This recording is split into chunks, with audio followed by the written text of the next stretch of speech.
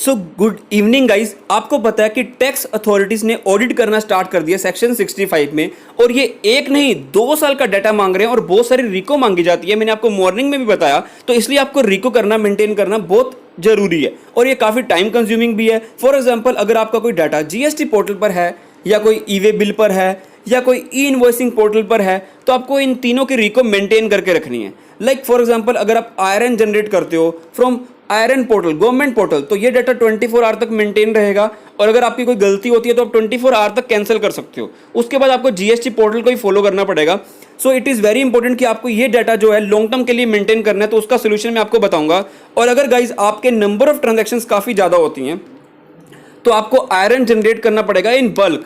तो अगर आप बल्क में जनरेट करोगे तो काफ़ी टाइम सेविंग होगा। तो आपको जैसे पता होगा कि 1 अप्रैल से जिनकी टर्नओवर 50 करोड़ से ज़्यादा है, उन सबके ऊपर ई इनवॉइसिंग एप्लीकेबल हो चुका है विद सम एक्सेप्शंस। और ये 50 करोड़ आपको देखना है पिछले किसी भी साल में, और 17-18 के लिए आपको जुलाई 17 से देखना पड़ेगा। और आपके ई इनवॉइस पर आयरन नंबर होना चाहिए, बिकॉज अगर आयरन नंबर नहीं होगा तो सामने वाले पर्सन को क्रेडिट नहीं मिलेगा, तो उनके साथ आपके बिजनेस रिलेशन भी इंपैक्ट हो सकते हैं। और ये किसके ऊपर एप्लीकेबल है आयरन नंबर जनरेट करना? B2B invoice, credit note, debit note, RCM के invoice, export invoices. Is it mandatory to generate IRN? बिल्कुल यस, बिकॉज अदरवाइज ये वैलिड टैक्स इनवॉइस नहीं माना जाएगा और आपको पेनल्टी भी पड़ सकती है। Can iron be generated in bulk? Yes guys, clear tax आपको हेल्प कर रहा है। आप 1 lakh invoices at a time generate कर सकते हो, इंक्लूडिंग रिकोस, बिकॉज वो सारी रिको आपको मेंटेन करके देगा।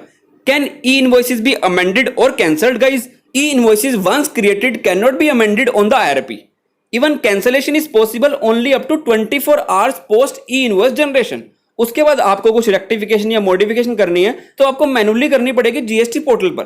So this is very important कि आप कोई इंपोर्ट करते हो डाटा, उसी स्टेज पर आपका सारे एरर दूर हो जाएं, बिकॉज जो वैलिड चेक लगे होते हैं वो आपको एक अच्छा सॉफ्टवेयर देता है। और मैं क्लियर टैक्स को जुलाई 17 से यूज कर रहा हूं, and this is very helpful in filing the GST return. आप इसका डेमो देखने के लिए लिंक को चेक कर सकते हो, लिंक इज इन डिस्क्रिप्शन, आप उनको कॉन्टैक्ट कर सकते हो। 1 अप्रैल से ये डेडलाइन एप्लीकेबल है। अगर आपने नहीं किया तो आपको इसके ऊपर पेनल्टी पड़ सकती है अप टू ₹10,000 पर इनवॉइस, एक इनवॉइस के ऊपर, और 100% of the tax due whichever is higher. अगर आपने गलत बना दिया तो 25,000 तक की आपकी पेनल्टी पड़ सकती है। आप अगर एक्सेल टूल पे काम करते हो तो वो भी आप इंटीग्रेट करवा सकते हो क्लियर टैक्स के साथ। लाइक मैंने आपको लास्ट वीडियो में बताया था कि आपको टैली के थ्रू अगर ई इनवॉइस जनरेट करना है तो कैसे कर सकते हो, वीडियो आप रेफर कर सकते हो। ऑल्सो IRP आपको फैसिलिटी नहीं दे रहा डाउनलोड करने की, और क्लियर टैक्स आपको ऑफर कर रहा है कि आप डाउनलोड फैसिलिटी कर सकते हो अप टू 8 इयर्स। ये डाटा आपका मेंटेन रहेगा और आप सारा का सारा उनके सॉफ्टवेयर पे जाके चेक कर सकते हो कि कितने नंबर्स हमने जनरेट कर लिए। आपको प्रिंटिंग करने में, ई इनवॉइस जो बना रहे हो प्रिंटिंग करने भी हेल्प करेगा। एंड गाइज, अगर आप delivery challan, bill of supply में डील करते हो तो उसके लिए आयरन नंबर आपको नहीं चाहिए। ऑल्सो गाइज, जब आप ई इनवॉइस बना रहे हो तो आपको क्लियर टैक्स हेल्प कर रहा है इन generating E way bill for multiple invoices. ClearTax offers easy invoice and e-way bill generation as well as multi-vehicle e-way bill generation and scheduling of e-way bill facility for taxpayer convenience. Reconcile e-way bill and e-invoice data with just a single click.